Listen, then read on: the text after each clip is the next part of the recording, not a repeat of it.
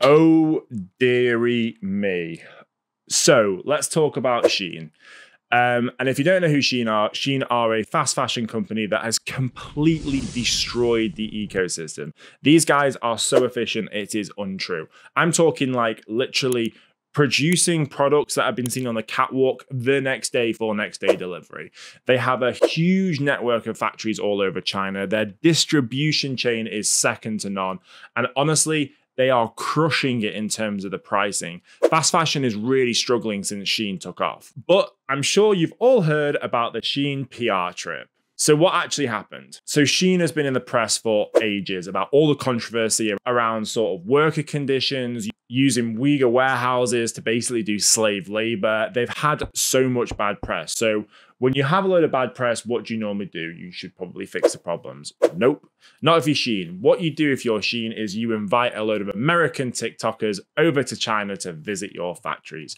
What could possibly go wrong? So Shein have been partnering with influencers all over the world for quite some time. They literally partner with hundreds of thousands. They actually spent the most on influencer marketing in 2021, 2022, and I think even 2020 as well. So that's 3 years on the bounce that as a company, they spent the most on influencer marketing.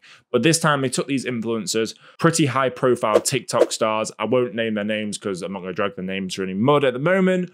But basically, they took them to China to visit all the factories. Now, the videos that came from this, one of the TikTok stars basically posted a video saying how amazing it was, interviewing people. But let's be honest, this was one out of probably like 200 factories, and it was almost like the flagship one that they sent them to. This TikToker basically advocated so much for Shein that the backlash was unbelievable.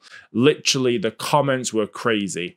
And actually what ended up happening was the video got taken down, and the same TikToker basically put an apology video up saying that they should have done more research into the working conditions around Shein. They are no longer associated with Shein in any way, shape or form, and that they would actually be taking a break from social media to rediscover themselves, come back and best support their audience in the best possible way. This has been a catastrophic nightmare for Shein. But here's the catch-22. Cost and living standards are going through the roof. As consumers, we have very little disposable income at the moment. Cheap products will always have their place. Now, as a world, we are trying to be a lot more conscious in the purchases that we're trying to make.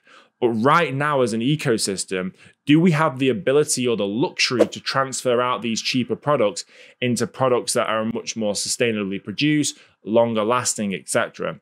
My honest opinion is we're not quite there yet. I think the fashion circular economy in terms of rental clothing will really start to pick up. But right now, I think Shein will still continue to capitalize on the fact that as consumers, we don't really have the ability to make these choices. It's an opportunity cost for us. As for the influencers that are choosing to promote Shein now, it goes back to what we say all the time. It's that authenticity piece. It's that do your followers actually buy into what you're doing? Now, you can make a quick buck for maybe 6 to 12 months. Do some good promo stuff for Shein, but in a long-term career perspective, how damaging could this be for you? So just think about it if you're a content creator. Is Shein something that you want to align yourselves with for the future? Do you fundamentally understand what's going on behind the scenes? So for now, guys, catch you in a bit.